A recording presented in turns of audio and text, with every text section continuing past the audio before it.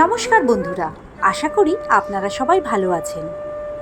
আজকেও আমি চলে এসেছি গীতার দ্বিতীয় অধ্যায় নিয়ে।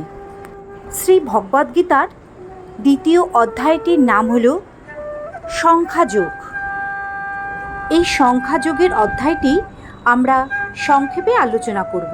তো বন্ধুরা, আপনারা সাথে থাকুন আর শুনতে থাকুন শ্রী ভগবদ্গীতার দ্বিতীয় অধ্যায় সংখ্যাযোগের কিছু অংশ।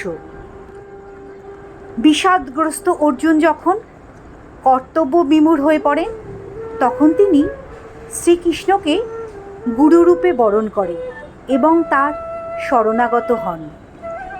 শ্রীকৃষ্ণ অর্জুনকে বোঝান যে শরীর নশ্বর, কিন্তু আত্মা অবিনশ্বর। আত্মাকে অস্ত্র কাটতে পারে না, অগ্নি দহন করতে পারে না, তাই আত্মার কখনো মৃত্যু হয় না। ফলের আশঙ্কা না করে কেবল তুমি তোমার কর্তব্য জ্ঞানে কর্ম করে যাও। যিনি সুখ দুঃখে বিচলিত হন না এবং তার বুদ্ধি স্থির, তিনি স্থিরপ্রজ্ঞ। বন্ধুরা, আজ এই পর্যন্তই। অন্য একটি অধ্যায় নিয়ে আবারও আমি আপনাদের কাছে হাজির হব। আপনারা ভালো থাকুন, সুস্থ থাকুন, শ্রীকৃষ্ণের কাছেই প্রার্থনা করে আমি এই ভিডিওটি শেষ করলাম।